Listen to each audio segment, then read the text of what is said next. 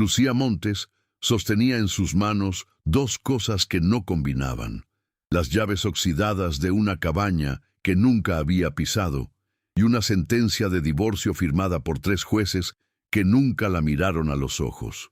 38 años, una maleta con ropa que ya no le quedaba bien, 800 pesos en la cartera y la certeza aplastante de que el mundo, tal como lo conocía, había terminado.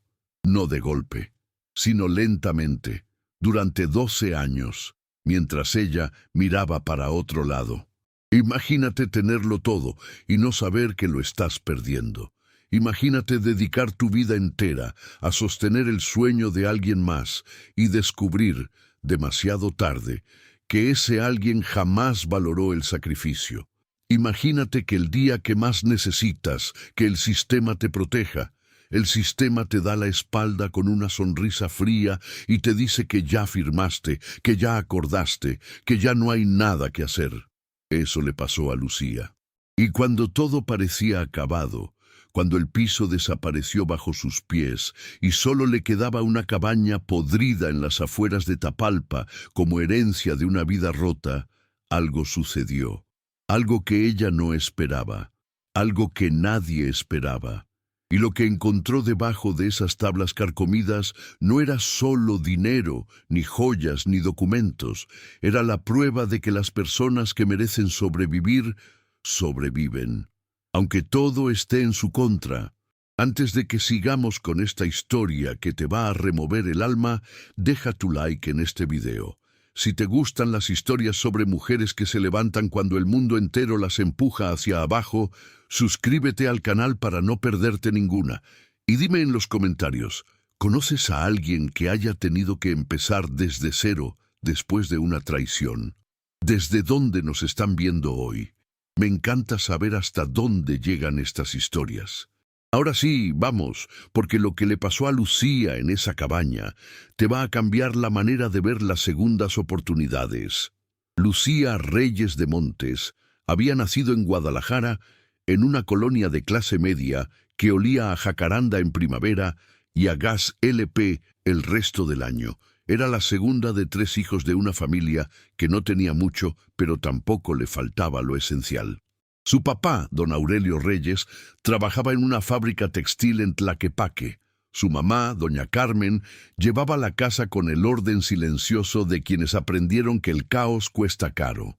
Lucía creció entre rollos de tela y revistas de diseño que su mamá guardaba sin saber muy bien por qué, pero que la niña devoraba con una hambre que no tenía nombre todavía.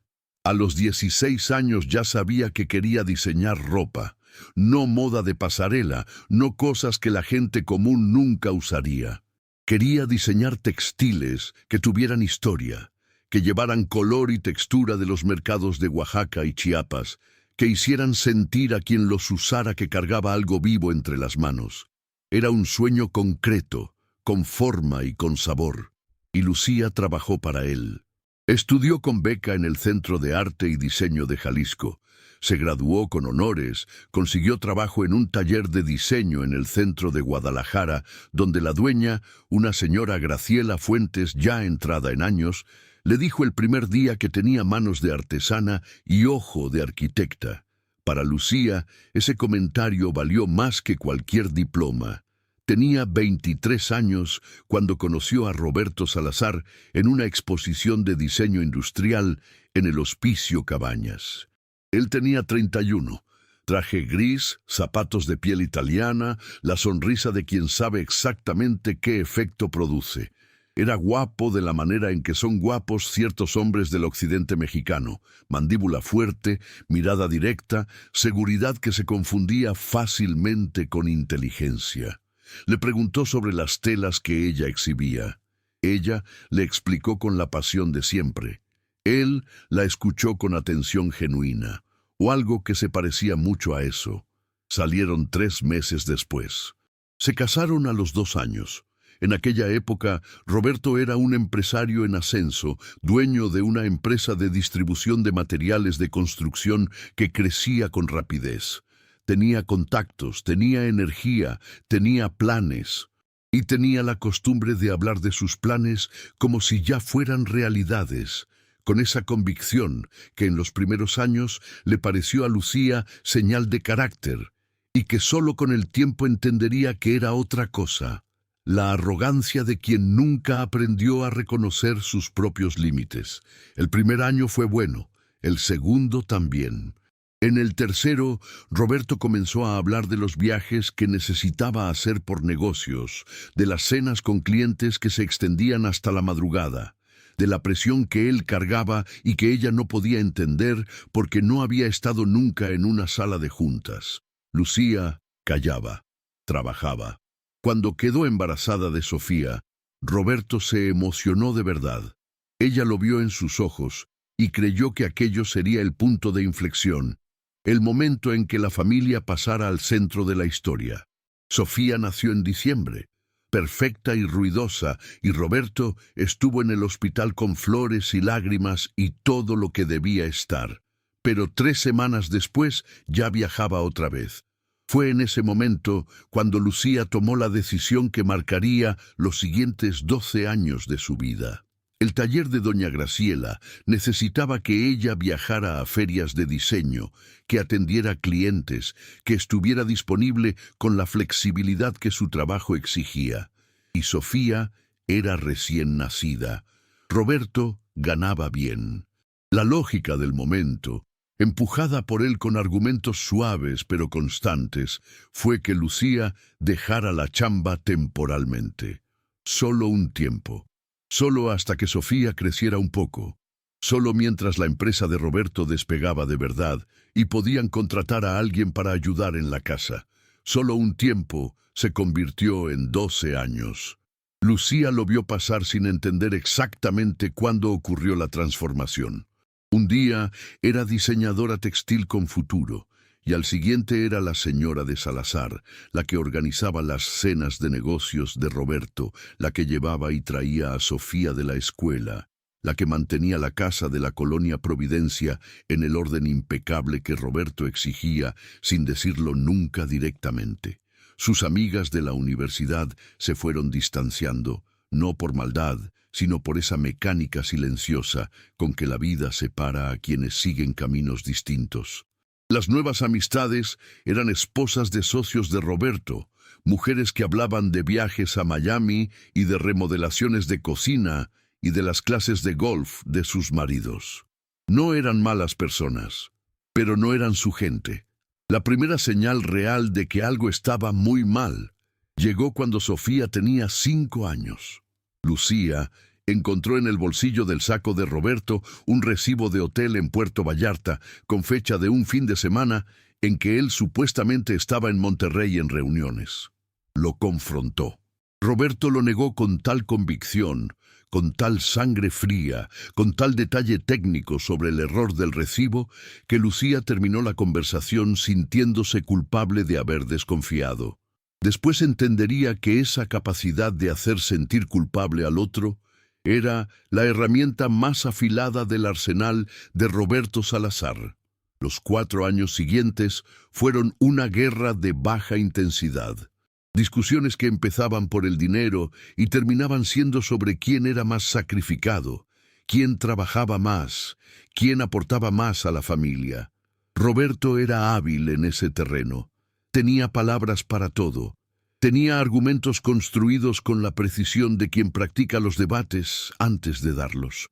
Y Lucía, que había pasado 12 años sin ejercer su propio criterio profesional, sin construir su propio espacio, sin cultivar su propia red de apoyo, se encontraba siempre en desventaja, batallando. Siempre batallando con el agua hasta el cuello y sin saber nadar. Cuando Roberto anunció que quería el divorcio, Lucía no se sorprendió. Lo que no anticipó fue la velocidad y la precisión con que él había preparado todo. Los abogados ya estaban contratados. Los documentos ya estaban listos. Las cuentas bancarias conjuntas ya habían sido reorganizadas meses antes, con la ayuda de un contador que nunca le preguntó a ella si estaba de acuerdo. Roberto tenía contactos en los juzgados. No en el sentido de sobornos burdos, sino en ese otro sentido más mexicano y más sofisticado. Conocía a la gente correcta, almorzaba con los abogados adecuados, le había hecho favores al juez correcto en el momento correcto. El proceso duró 6 meses y al final Lucía salió sin casa, sin ahorros, sin custodia compartida de Sofía, más que los fines de semana alternos que le dejaron por gracia, y sin nada que mostrar de 12 años de vida en común, más que las llaves oxidadas de una cabaña en Tapalpa que nadie había pisado en 20 años. Las amigas la evitaron. Tenían miedo de quedar mal con Roberto, que seguía siendo el empresario influyente de siempre, el hombre de los contactos, el que aparecía en las páginas de sociales de los diarios locales. Su familia de sangre había muerto años atrás. Su hermano mayor vivía en Tijuana con una vida armada que no tenía espacio para emergencias ajenas. Su hermana menor estaba en España desde hacía una década. Lucía tenía 38 años, una maleta y 800 pesos. Y el mundo la miraba como se mira a un mueble roto, con lástima fugaz y luego con olvido. Los primeros días después del divorcio los pasó en un cuarto de hotel barato cerca de la calzada Independencia, pagado con los últimos pesos de una tarjeta de crédito que Roberto no había cancelado todavía, probablemente por descuido. Comió en fondas de a 50 pesos.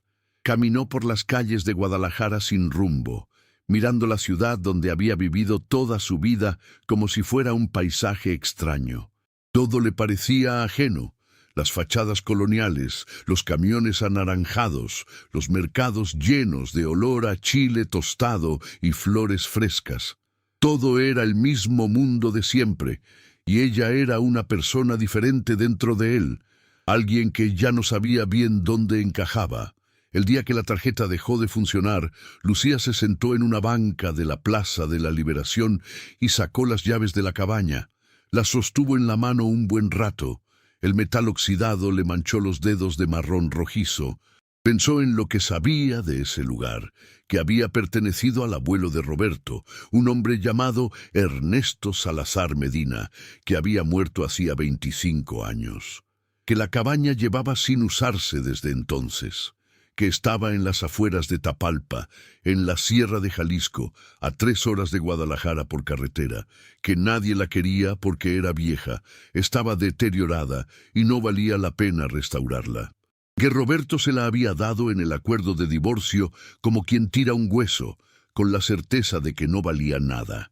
Lucía apretó las llaves en el puño hasta que los bordes oxidados le marcaron la palma.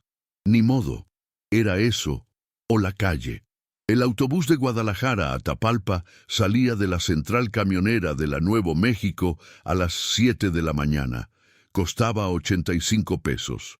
Lucía llegó al paradero con la maleta y con el estómago vacío porque no había desayunado para ahorrar.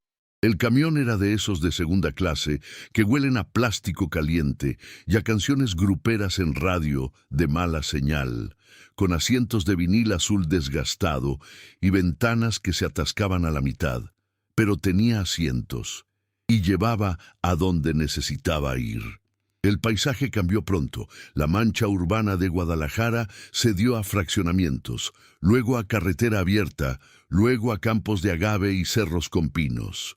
El aire, que se filtraba por la ventana que Lucía logró abrir a medias, olía distinto, menos a smog, más a tierra mojada y a pino quemado por el sol.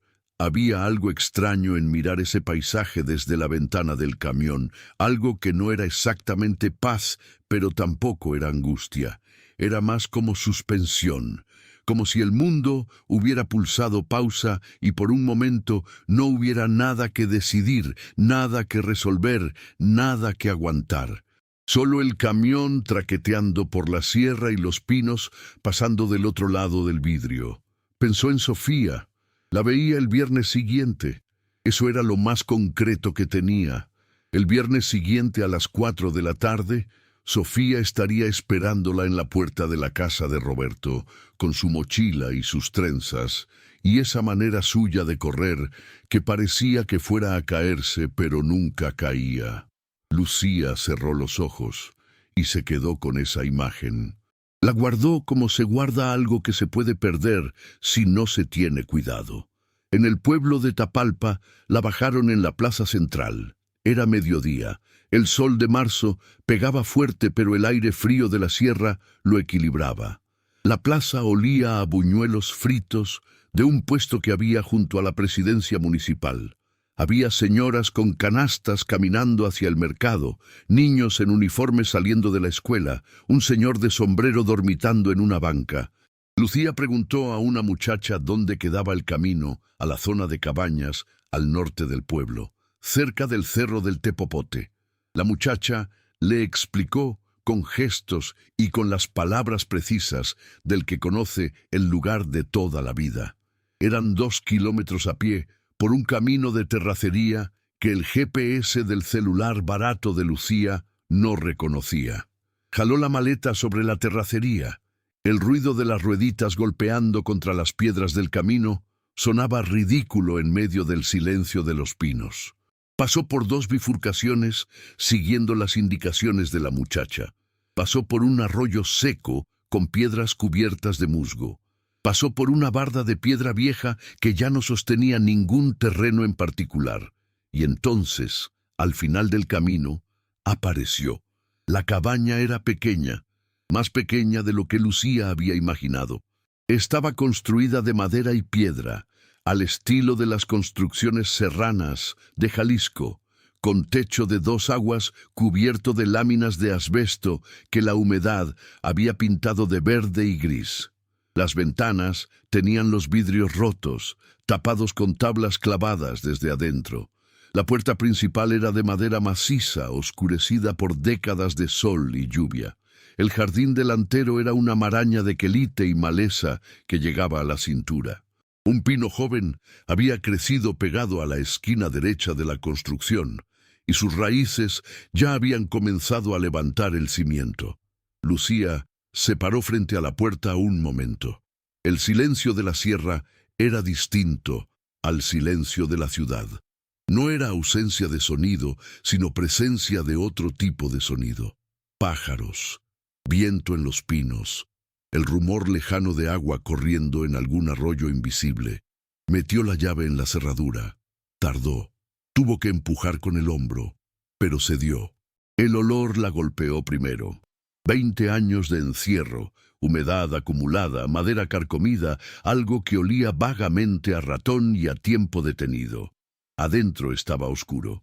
Lucía dejó la maleta en la entrada y esperó que los ojos se adaptaran. Poco a poco el espacio tomó forma. Una sala con muebles cubiertos de sábanas amarillentas, una cocina con estufa de leña derrumbada hacia un lado, una mesa con 2 sillas, una puerta hacia lo que debía ser la recámara. El piso era de madera, con tablones anchos que crujían en los bordes. Las manchas de humedad en las paredes dibujaban siluetas que parecían mapas de países que no existían. Se sentó en el suelo de la entrada porque no confió en las sillas y lloró. Lloró de verdad, sin esconder nada, sin el autocontrol que había mantenido durante todo el proceso del divorcio, durante todas las conversaciones con los abogados, durante los últimos días en el hotel. Lloró hasta que el pecho le dolió y los ojos le ardieron y ya no quedaron lágrimas, solo un cansancio profundo y extraño que no era derrota, sino vaciamiento. Como cuando un garrafón se queda sin nada y uno no sabe si es bueno o malo, solo que ya no pesa igual. Después se limpió la cara con la manga del suéter y se puso de pie. Los primeros días fueron una negociación constante con la miseria. Lucía caminaba 2 kilómetros hasta el pueblo cada mañana para llenar 2 garrafones de agua en la llave pública que había junto a la tiendita de don Leobardo, un señor callado de unos 60 años que al principio la miraba con curiosidad desconfiada y que al tercer día ya le decía buenos días y le preguntaba si necesitaba algo, sin esperar respuesta. Con los últimos 300 pesos compró tortillas, frijoles de lata, chile en polvo, jabón, una vela de las gruesas y una escoba. Comió frío los primeros 2 días porque la estufa de leña estaba colapsada y no sabía encender fuego de otra manera. Al tercer día, don Leobardo, sin que ella preguntara, le mandó a su nieto de 12 años con un quinqué viejo y medio litro de aceite de lámpara. No cobró, simplemente lo mandó. Lucía limpió con trapos hechos de la ropa más vieja de la maleta. Barrió el polvo de 20 años que se levantaba en nubes espesas cuando caminaba por la sala. Abrió las ventanas tapiadas con tablas para dejar entrar el aire. Tiró los muebles más podridos al jardín. Encontró en la recámara un colchón viejo que olía a moho, pero que, después de sacudirlo en el sol durante 2 tardes, resultó tolerable. Encontró también una caja con herramientas básicas: martillo, clavos, un serrucho oxidado, una cuerda. Alguien las había guardado ahí con cuidado, envueltas en un trapo de lana. Esas herramientas se convirtieron en sus mejores aliadas. Fue en el 4.º día, mientras intentaba reparar una tabla suelta en el piso de la sala, cuando escuchó el sonido. Era un eco raro, hueco, que no correspondía a la densidad del suelo que ella esperaba, como golpear sobre una caja vacía. Lucía se detuvo. Golpeó otra vez con el mango del martillo, mismo sonido. Empujó el mueble carcomido que llevaba décadas cubriendo esa zona, y vio que 3 tablones del piso estaban apenas sostenidos por clavos oxidados que habían cedido casi completamente con los años. Con manos que no del todo controlaban el temblor, jaló el primer tablón.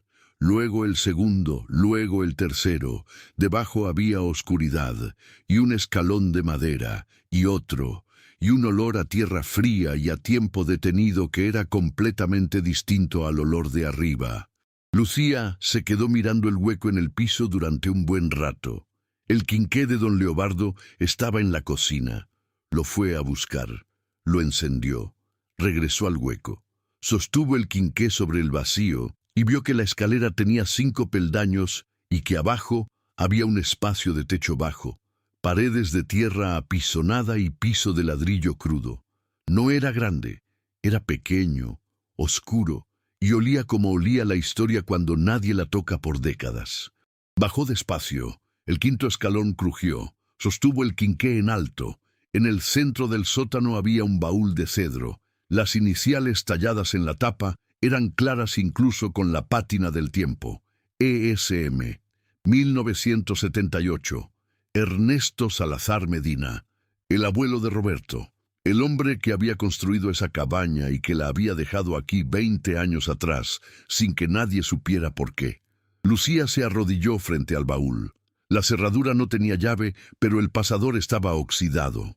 Buscó algo con qué forzarlo. Encontró un clavo grueso entre las herramientas y con paciencia y con el martillo fue aflojando el metal hasta que cedió con un quejido seco. Levantó la tapa. Lo primero que vio fueron los billetes. Fajos envueltos en papel periódico amarillento, atados con cordeles de Ixtle. Los contó con manos que temblaban sin que ella pudiera evitarlo. 240,000 pesos en denominaciones viejas, algunas de series que ya no circulaban, pero que todavía tenían valor legal en los bancos. 240,000 pesos, más de 10 veces lo que le habían dejado del divorcio, más de lo que ella había ganado en todos los años de trabajo antes de casarse. Pero no eran solo los billetes. Debajo del dinero, envueltos en una lona de algodón que el tiempo había puesto color café, había 4 cuadernos de pasta dura con el nombre Ernesto Salazar en la portada. Y debajo de los cuadernos, en una caja de madera que había dentro del baúl como si fuera cofre dentro del cofre, había documentos, muchos documentos, escrituras, cartas, fotografías en blanco y negro, y un sobre grande con el sello de un notario de Guadalajara con fecha de 1996, el año antes de que Ernesto Salazar muriera. Lucía se sentó en el piso frío del sótano con el quinqué entre las rodillas y comenzó a leer. Los cuadernos de Ernesto Salazar eran diarios. Empezaban en 1971, cuando él tenía 40 años, y llegaban hasta 1996, el último año de su vida. La letra era firme al principio y fue haciéndose más irregular con los años, pero siempre legible, siempre directa, con la gramática práctica del hombre que aprendió a escribir por necesidad y no por gusto.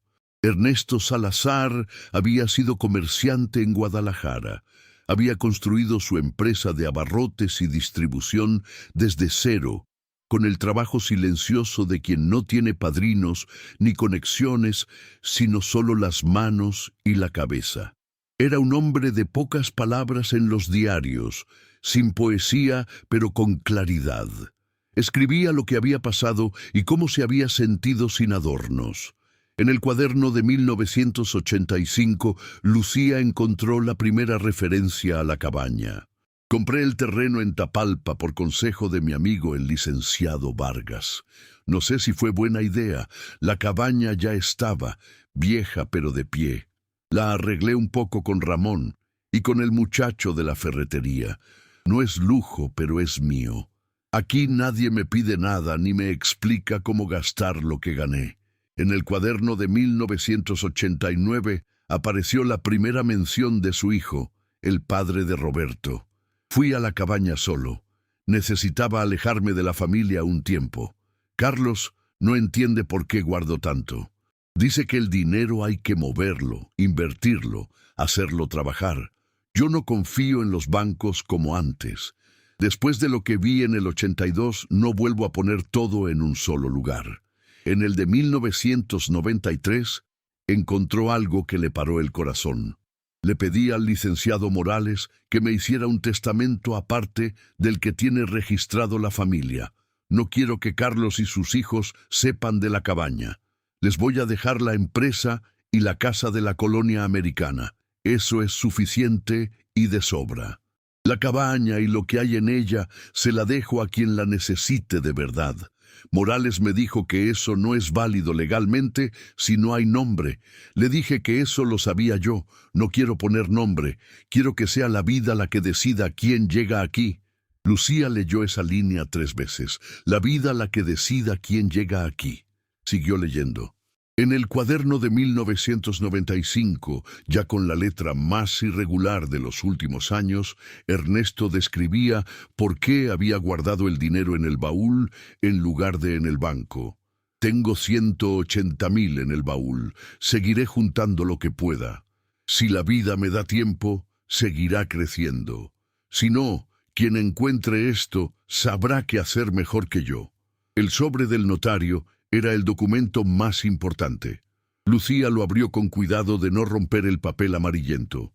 Era una carta firmada y sellada por el licenciado Arturo Morales Guerrero, notario número 34 de Guadalajara, con fecha del 15 de marzo de 1996. El texto era legal en forma, pero Ernesto lo había redactado él mismo, y se notaba.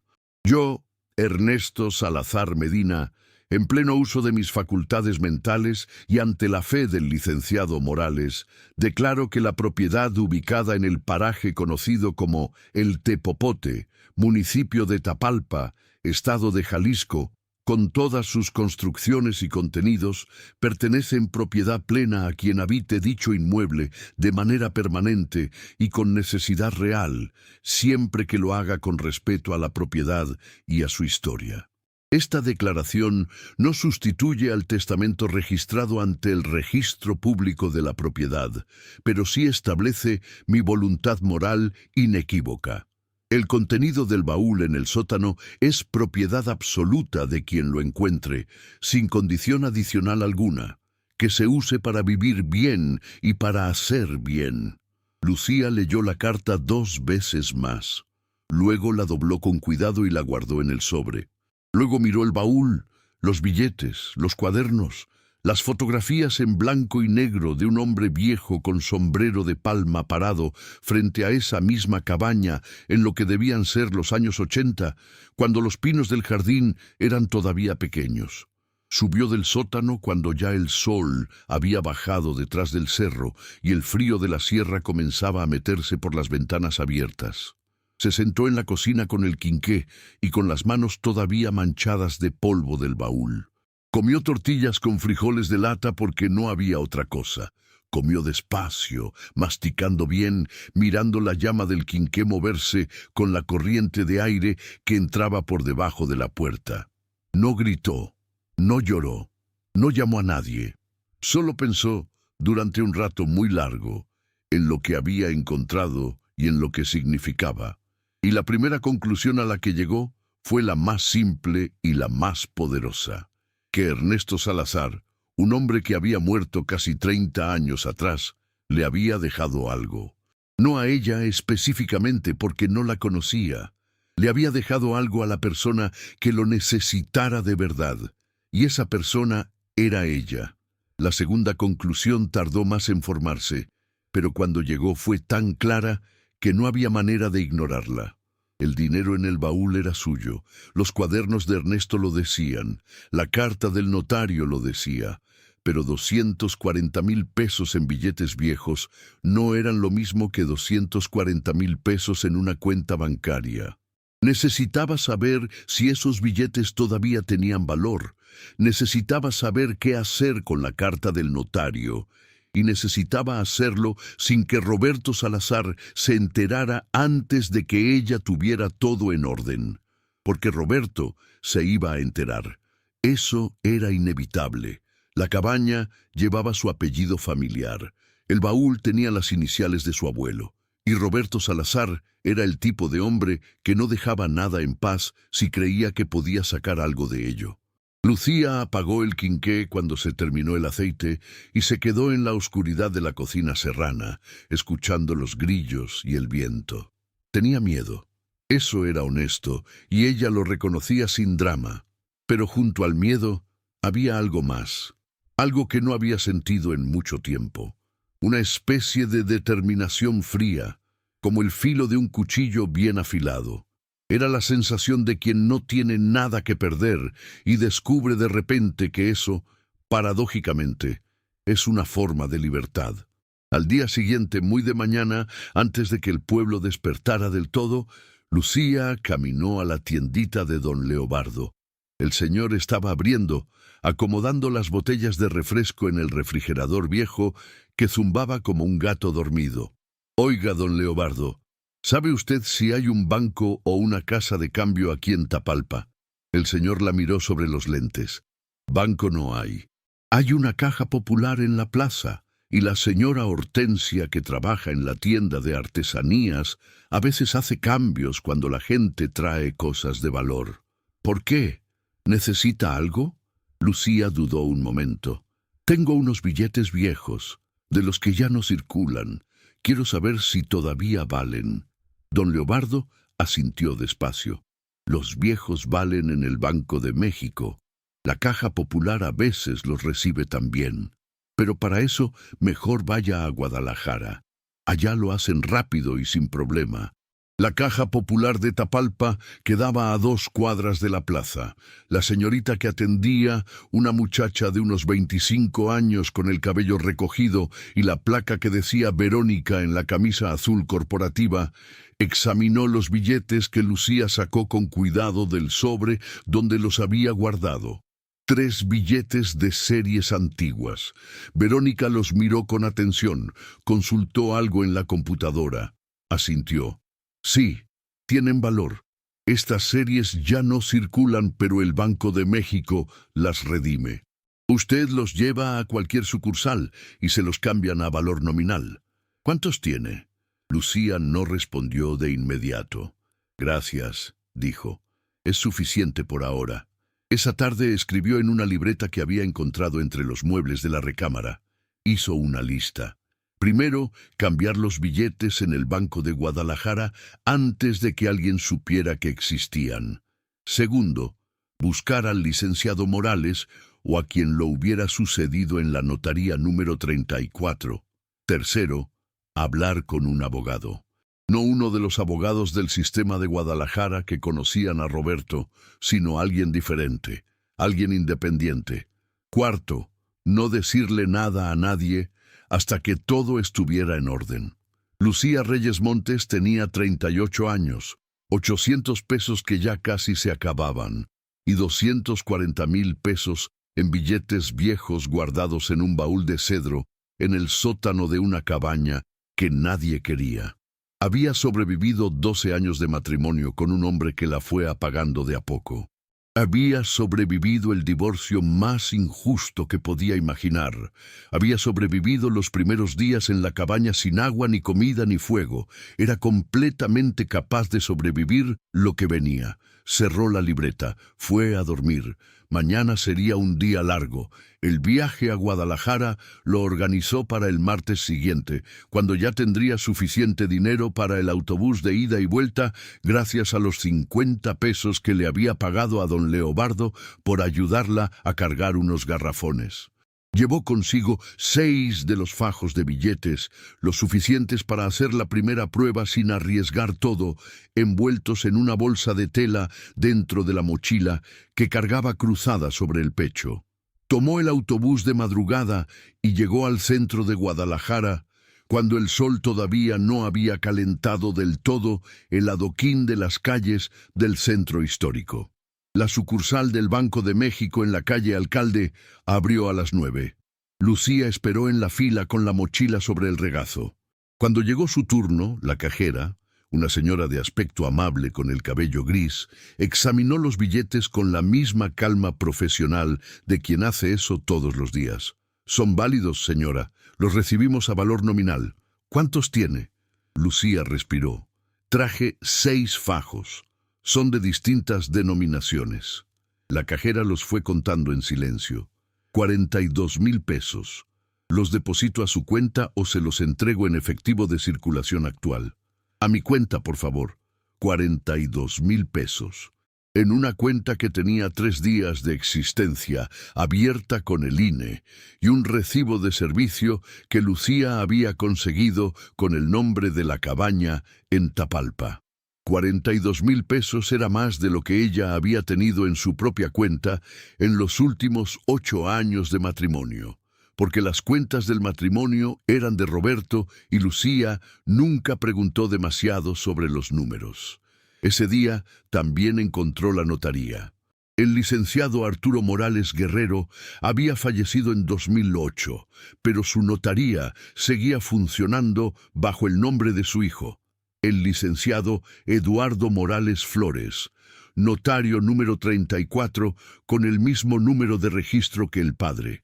La secretaria de la notaría, al escuchar el nombre de Ernesto Salazar Medina y la fecha de 1996, fue a revisar los archivos con una seriedad que a Lucía le pareció buena señal. Regresó 15 minutos después. «Tenemos el protocolo registrado, señora. El documento existe en nuestro archivo histórico. Si usted tiene los documentos originales y puede acreditar que habita el inmueble, el licenciado Morales Flores puede orientarla sobre el proceso para darle validez legal a la declaración de voluntad». Lucía sacó el sobre original. La secretaria lo examinó con cuidado. Asintió.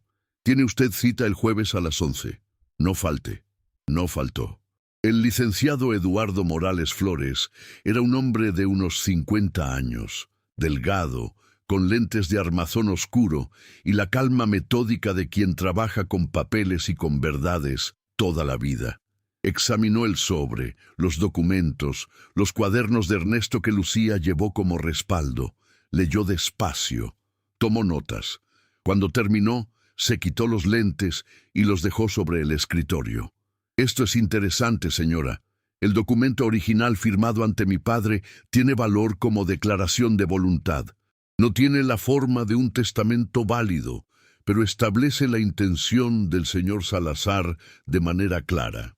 En combinación con las escrituras de venta que usted tiene, que acreditan que compró la propiedad legalmente, y con el hecho de que usted habita el inmueble actualmente, hay argumentos sólidos para que los contenidos del baúl sean reconocidos como suyos. ¿Hay riesgos?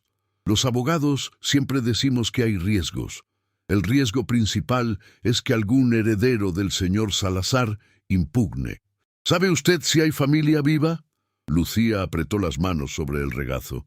Sí, hay un nieto, se llama Roberto Salazar, es empresario en Guadalajara. El licenciado Morales Flores asintió despacio, con la expresión de alguien que está procesando información y no va a decir todo lo que piensa. Conozco ese apellido. Tienen buenos abogados. Lo sé, dijo Lucía. Fui su esposa 12 años. Hubo un silencio. Luego el licenciado asintió de nuevo, esta vez con algo diferente en la expresión. Más personal, más humano. Entonces sabe perfectamente en qué terreno está. Mi recomendación es que actúe con rapidez, pero con orden. Primero, consolide el cambio de todos los billetes en el banco antes de que haya cualquier acción legal. Segundo, venga a verme la semana próxima con todos los documentos originales para iniciar el proceso de reconocimiento notarial de su posesión del contenido del baúl. Tercero, y esto es importante, no hable de esto con nadie del Círculo Salazar. Ya lo sé. Bien. Cuando Lucía salió de la notaría era la 1 de la tarde, y el sol de Guadalajara calentaba el centro histórico con esa intensidad de mediados de año que hace que el asfalto parezca vivo. Compró una torta de carnitas en un puesto de la calle Juárez, la primera comida de verdad que comía en días, y se la comió parada frente a una fuente con esa atención plena que da el hambre real. Luego fue a la caja de autobuses, compró su boleto de regreso a Tapalpa y esperó sentada en la banca con la mochila sobre las piernas y la lista mental de lo que seguía. Tuvo una semana de relativa calma. Hizo 3 viajes más a Guadalajara en los días siguientes, cambiando parte del dinero cada vez, depositando en la cuenta nueva, guardando los recibos con cuidado. El licenciado Morales Flores le recomendó una abogada en materia civil con quien él había trabajado, una señora Rocío Vázquez, que atendía desde un despacho pequeño en la colonia americana, con 2 asistentes jóvenes y una eficiencia que a Lucía le pareció tranquilizadora. La licenciada Vázquez estudió el caso, estudió los documentos, estudió las escrituras de venta del divorcio con atención particular. «Mire, señora», le dijo en la segunda reunión, quitándose los lentes y mirándola directamente. «Tengo buenas y malas noticias. Las buenas, tiene usted un caso sólido para reclamar el contenido del baúl como propiedad suya. El documento notarial de don Ernesto, combinado con las escrituras de compraventa del divorcio y con el hecho de que usted habita el inmueble, construye una cadena de posesión legítima. Las malas. Si Roberto Salazar decide impugnar, el proceso puede tardar entre 1 y 2 años. Y él tiene recursos para contratar abogados mejores que yo. Puede ganar, puede complicar. Ganar depende de cómo se maneje el juicio y de qué tan dispuesto esté a llegar hasta el final. Hay hombres que prefieren el proceso largo porque desgasta al contrario. Conozco el perfil. Lucía asintió. ¿Cuánto me cobra usted por llevar el caso? La licenciada Vázquez dijo una cifra que era manejable con el dinero que ya había cambiado. Acordaron. Dieron la mano. Lucía salió del despacho con la sensación de que tenía, por primera vez en meses, algo parecido a un equipo. Roberto Salazar se enteró un martes, aproximadamente 5 semanas después de que Lucía llegó a la cabaña.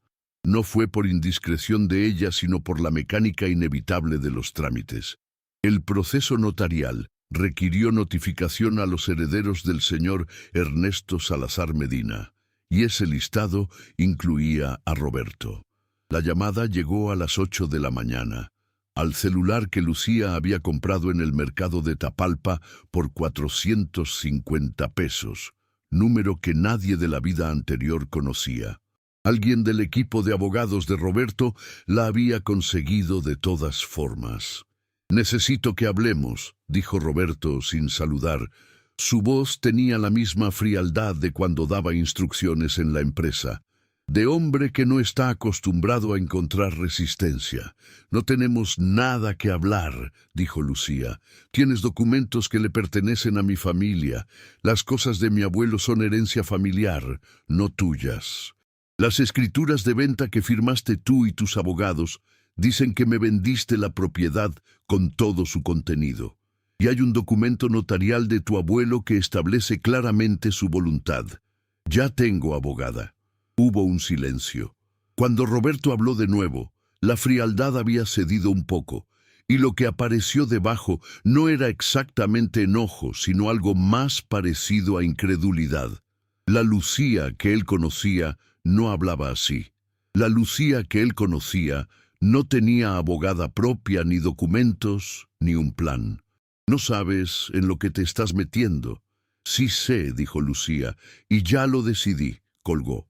Los siguientes 3 meses fueron difíciles. Roberto cumplió con presentar una demanda civil a través de sus abogados, argumentando que el contenido del baúl era herencia familiar no incluida en la compraventa del divorcio. Era un argumento técnicamente posible, aunque legalmente débil, y la licenciada Vázquez lo sabía. Pero débil no significaba rápido.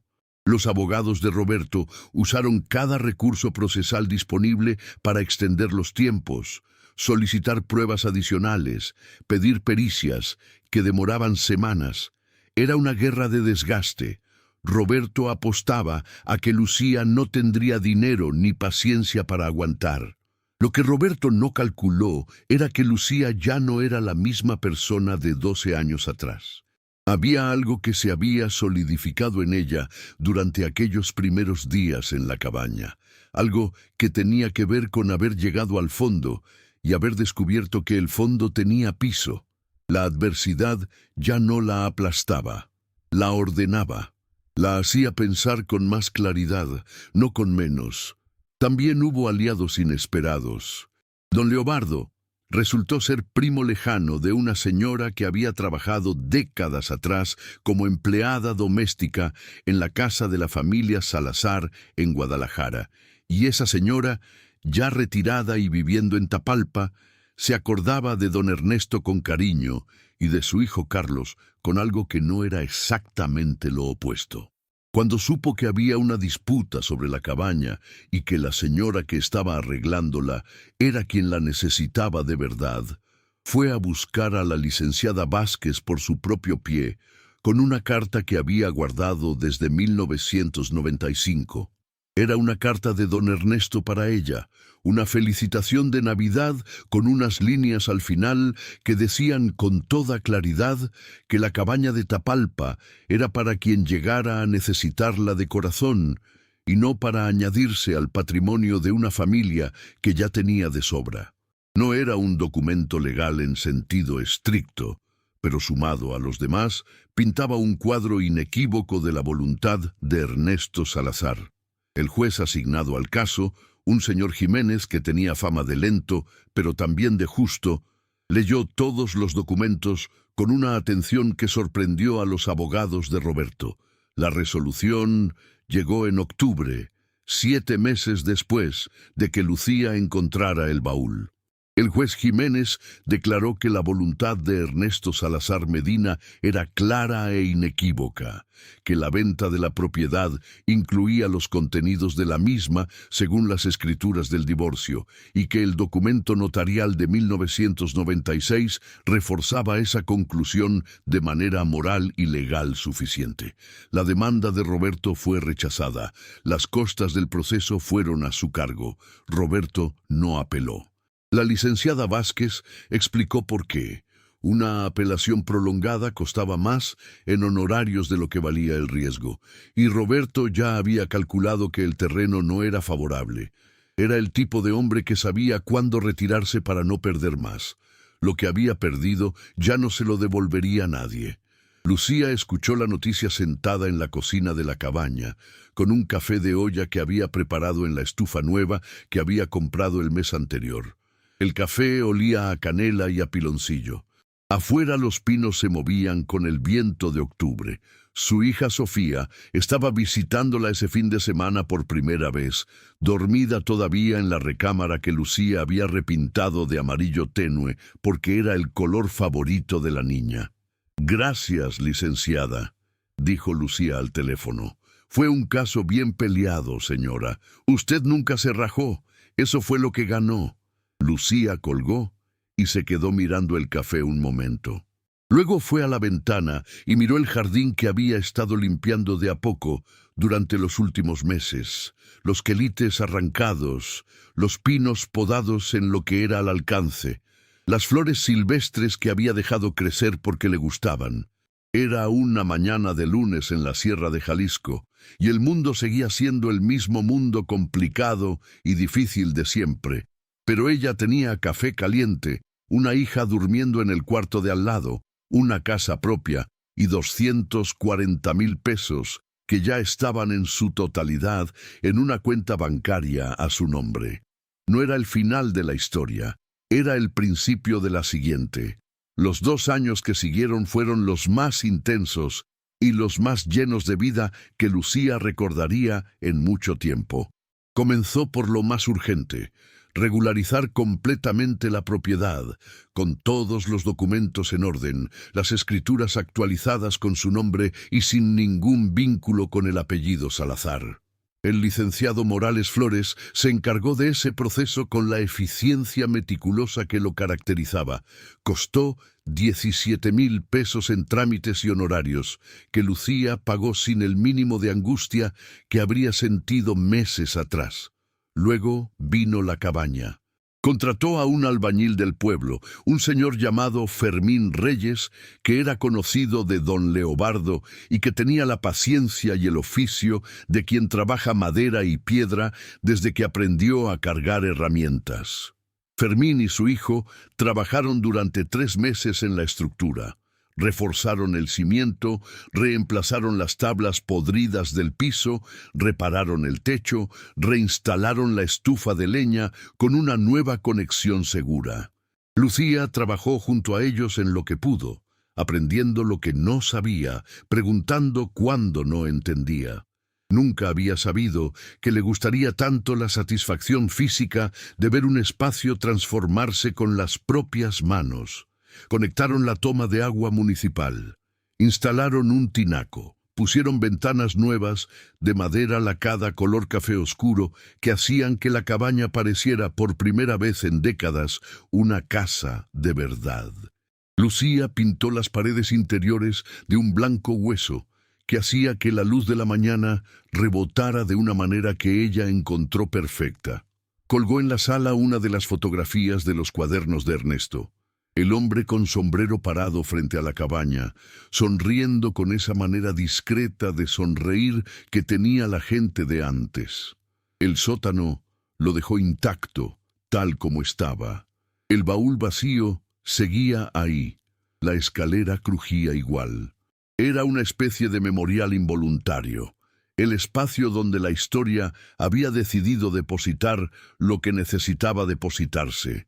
Y Lucía sentía que perturbarlo habría sido una falta de respeto que no podía definir bien, pero que sentía que perturbarlo habría sido una falta de respeto que no podía definir bien, pero que reconocía en el pecho como algo verdadero.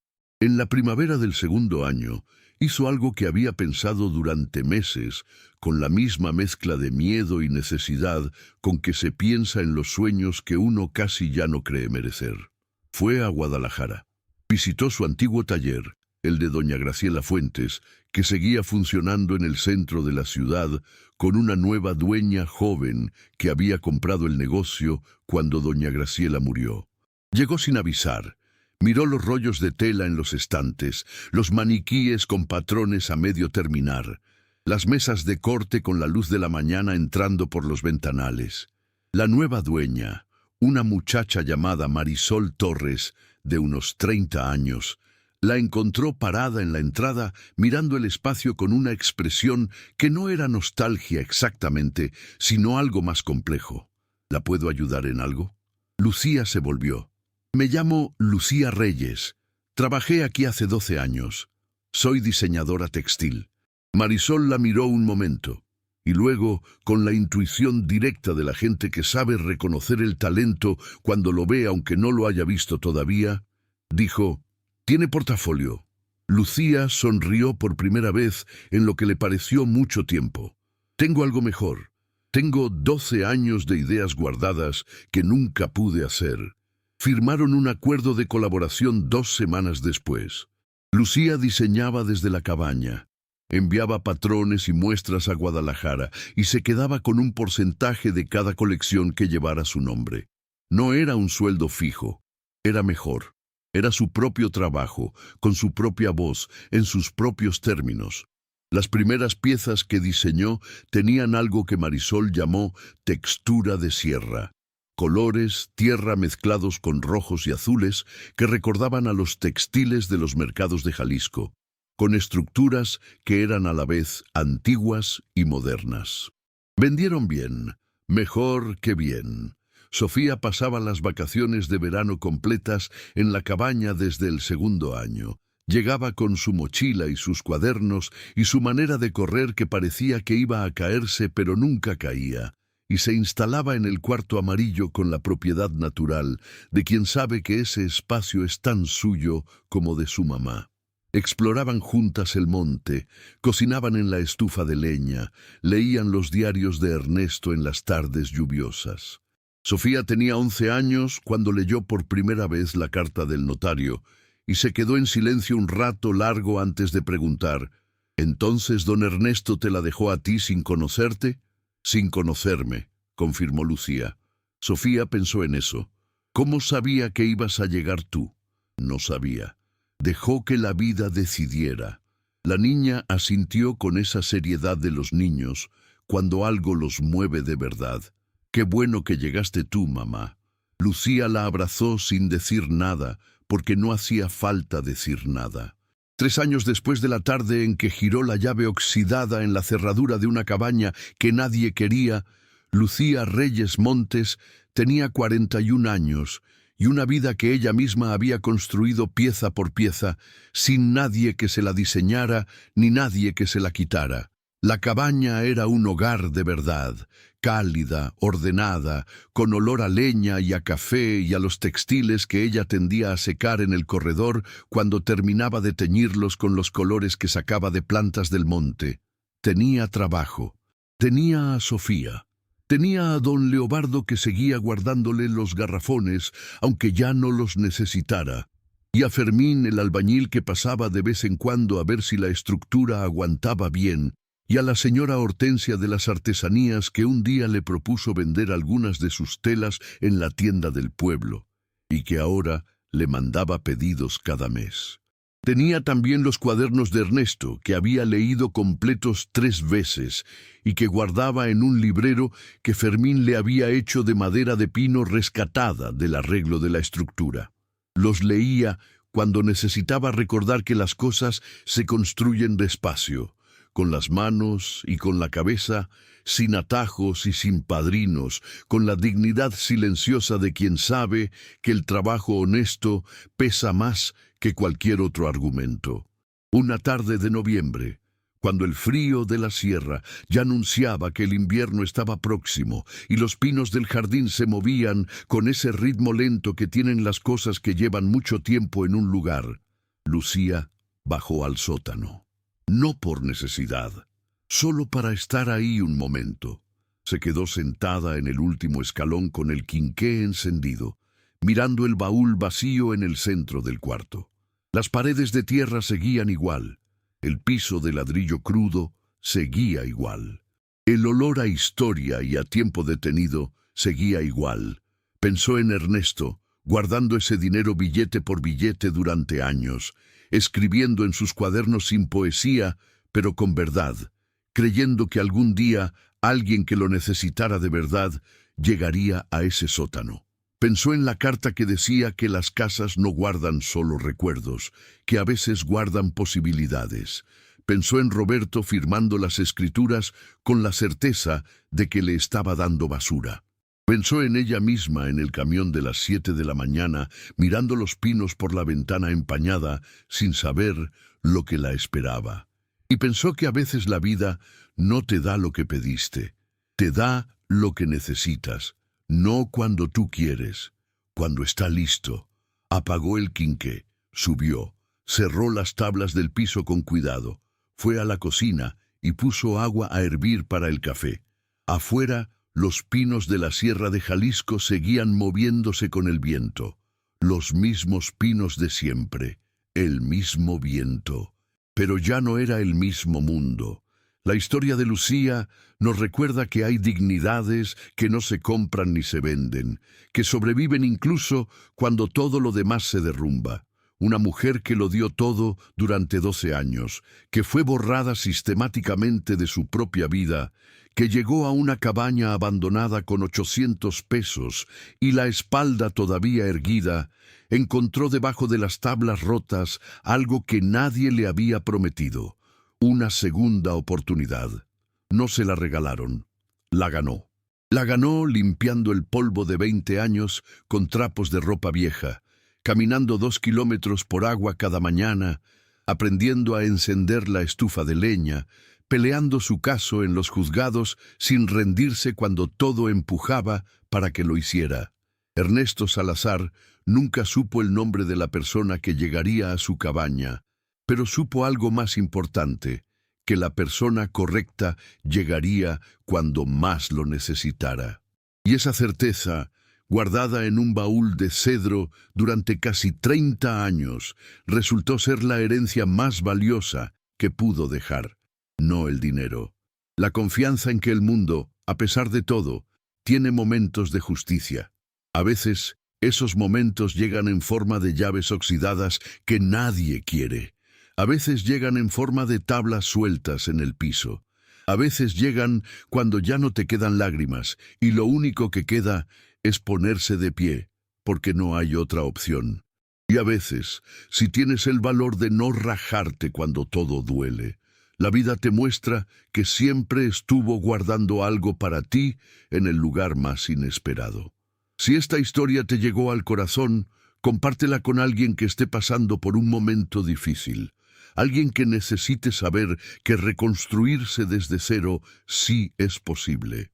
Deja tu like en este video y cuéntame en los comentarios. ¿Tú tendrías la fuerza de empezar de cero con lo que Lucía tenía? ¿Has conocido a alguien que lo haya hecho? Me encanta leer sus historias, de verdad. Nos vemos en los comentarios y en el siguiente video, donde vuelvo con otra historia que te va a remover el alma. Gracias por quedarte hasta el final. Ya sabes lo que dice la gente de Jalisco. El que se cae y se levanta, ese sí sabe caminar.